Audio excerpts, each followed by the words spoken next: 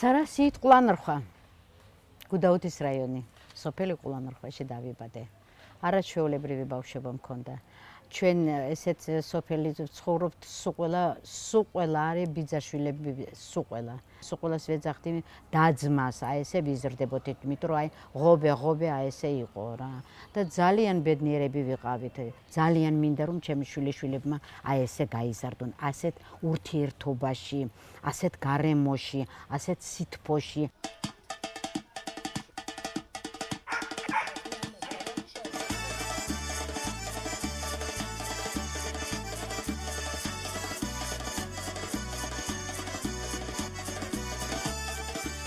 ბებია მყავდა ვანაჩას ქალიშვილი, ძალიან მაგარი ქალი იყო, თავადის ქალი იყო. აი თბილი და აი მაგისგან არა სიტყვას ვერ გაიგებდი. ბავშვობიდან სხვათა შორის აი მე ნათქვამი მქონდა რომ უნდა ყოფილიყავი მსახიობი, არც არავისი უარი არ უთქვია და აი ამ გზას მივყვებოდი.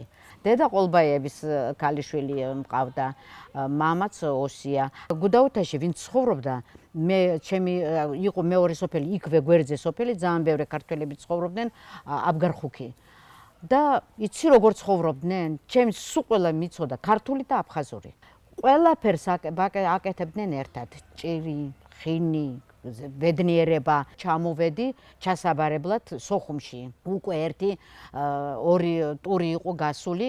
იქ ჯგუფი სწავლობდა, ერთი წლით ემზადებოდნენ თბილისში ჩასაბარებლად. მე ჩამოვედი, ახალდამთავრებული. იყვნენ ჩამოსულები დოდო ალექსიძე, ბუბული ნიკოლაეშვილი, ეთერი გუგუშვილი, პროფესორები ესენი გამოცდებს იბარებდნენ.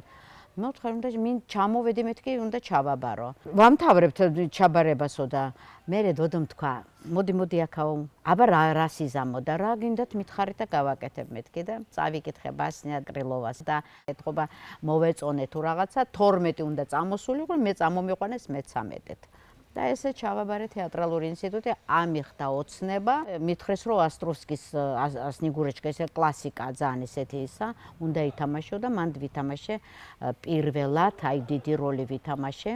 და აგანიოკი იყო მაშინდელი, იქ წერდნენ რომ ახალგაზრდა მსახიობი და მომავალი წინა აქვს. მესამე კურსზე გამოჩნდა ჩემი ქმარი, საქმრო და გავთხოვდი. კინწურაშვილი, თეზო, სხვათა შორის მამამთილი, ჩემი მამამთილი ძალიან დიდ პატივს სცემდა აფხაზებს.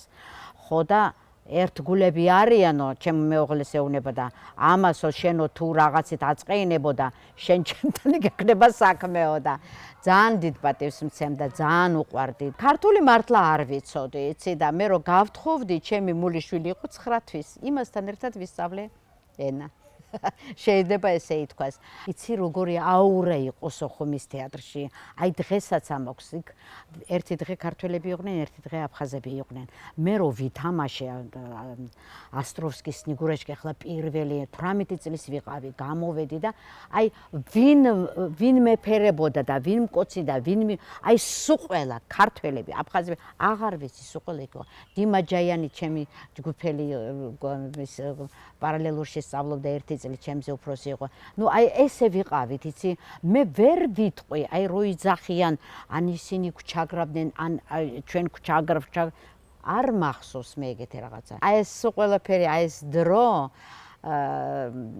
მახსენდება თითქოს როგორც აი რაღაცა ზღაპარში ვიყავი. ომამდე რა სასწაული ცხოვრება გქონდათ სულ ყველას და ომის შემდეგ რა უბედურება დაემართა სულ ყველას. იქიდანაც და აქედანაც. ეს არის საზიზღარი პოლიტიკის შედეგი. აი ხალხი დაიტანჯა მაგის გულისთვის. არა აი ახალგაზრდები დაიხოცნენ. მოხდა თითქოს კოშმარივით იყო ეს ყველაფერი რა. აი დღემდე მამაჩემს რო უთხრეს მივიდნენ ახლა და სიძე ყავს ერთი აფხაზი, ჩემი დისქმარი, მე ქართველი და შვილები და ეკითხებიან რა ვქნათო და რომელს მომიჭრითო, აი მითხარითო, რომელი არ მეტკინებაო. ნათლეები გვყავს. ჩემი მიშვილის ნათლეები ჯაიანები არიან, ერთად გაიზარდნენ იქა, სოხუმში ცხოვრობდნენ. ნათესავები გვყავს, არაჩვეულებრივი ხალხი. მამის ჩემი ნათლი მამა ჩვენი პატრიარქი ილია მეორე. 73 წელში მან მომნათლა.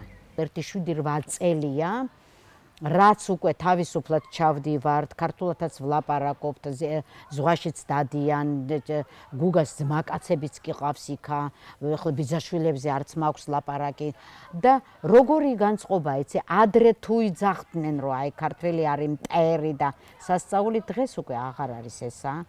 აი შერბილებულია ყველაფერი. ხმამ ახლა ვერ ამბობენ, თორე ბევრი ახლა შუმად როცა მელაპარაკებიან მე ამბობენ რომ ქართველებთან უფრო კარგად ვიყავით. სიმართლე რომ გითხრათ რუსები არასოდეს არ უყვარდათ აფხაზებს. ხო და ეხლა უკვე იცი რა არის აი ჯერ ერთი აქეთა მხარე ძალიან ბევრს აკეთებს იმისათვის მიუხედავად იმისა რომ ისინი ამას რეაქცია ვითომ არ აქვთ და ვითომ ვერ ხედავენ, მაგრამ ძალიანაც კარგად ხედავენ. აი ძალიან დიდი პოზიტივი წამოვიდა იქიდან რომ ჩამოდიან და რომ ხედავენ და როგორ ხვდებიან და რამდენი სიცოცხლე გადაარჩენეს, იცი? ამას ყველაფერს მაინც ხედავენ. რუსი რომ არა, მე არ მგონი რომ ასე ვიქნებოდი. ეს იცი როგორ ამაქვს ეს ხიდი, აი რო უახლოვდები, ცუდად ხტები. იმიტომ კი არა რომ აი გადავდივარ რაღაცა, იმიტომ რომ იქ რუსი უნდა დამხვდეს და რუსს უნდა ვთხოვო გამიშვე სახში, ჩემს სახში, სადაც მე გავიზარდე. სიჩქონ ვარაუმფსით, უცო. ვაფსეთ, აჯებაობით.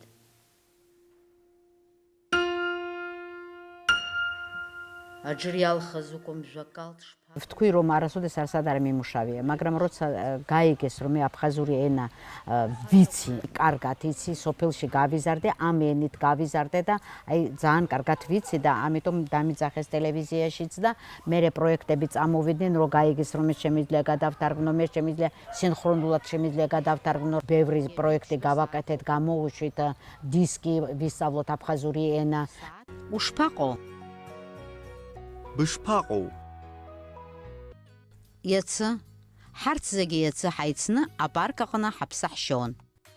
კიდე წიგნები გამოუშვით, ისე რომ აქეთა მხრიდან ძალიან ბევრი რაღაცა კეთდება და სხვათა შორის იქეთა მხარეს უკვე ერთ გაიგე, რატომ და რისთვის. რატომ და რისთვის მეუთხარი დღევანდელ დღესთვის თქვენ გჭირდებათ დახმარება. თქვენ თუ ჩაერთვებოდით ამ საქმეში და ერთად თუ გავაკეთებდით, კარგი იქნებოდა. ერთ-ერთი შეიძლება ითქვას კაცის აფხაზური ხმათ ითვლება ჩემი შვილი გიორგი გუგა კინწურაშვილი.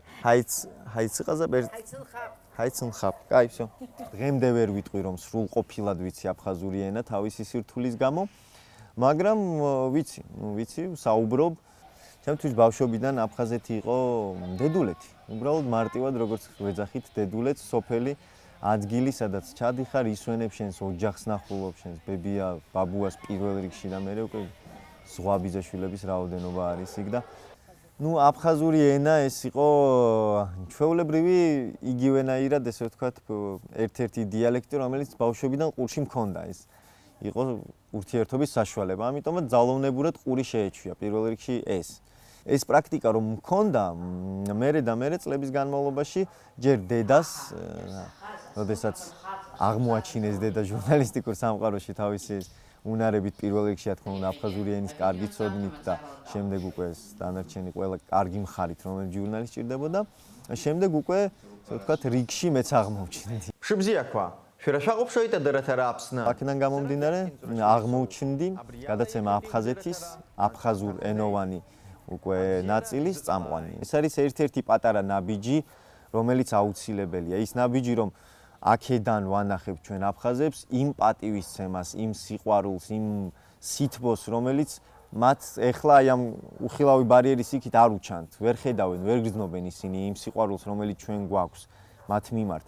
და აი ესეთი პროექტები, ესეთი ნაბიჯები, ადამიანი, ნებისმიერი თითოეული ადამიანი, რომელიც რაღაცას გააკეთებს აი ამ მიმართულებით, ეს უკვე არის რაღაცა პატარა აგური იმ ხიდში, რომელიც ისე უნდა აღვადგინოთ. სამწუხაროა რაც მოხდა ეს, ძალიან სამწუხაროა. აი მე სულ ყოველთვის რო ჩავდივარ, ვეუბნები ხალხნო, ომი იყო ყველგან, მაგრამ დრო გადის და ეს უნდა რაღაცა მით უმეტეს ღმერთის შვილები ვართ სულ ყველანი და ერთმანეთს უნდა მიუტიოთ. ჰათერსკო სუაჟლარ. ძვირფა აფხასო ჩემო ხალხო საყვარელო აფხაზებო და აფხაზეთო მე მინდა ადგილი სადაც დავიბადე და გავიზარდე ავიდგი ფეხი და აფხაზურადავლაპარაკდი სულ ყვაოდეს გალამაზდეს წინიაროს აფხაზეთმა არასოდეს დაკარგოს მისი სილამაზე არასოდეს დაიკარგოს აფხაზური ენა და აფხაზი ხალხი ღმერთმა დაგლოცოთ უფალი ფარავდეს მთელ აფხაზეთს ახანგი მძაი ჰათრშმა ზაიშვიზეგე მე ვარ ანდრია ტყაშელაშვილი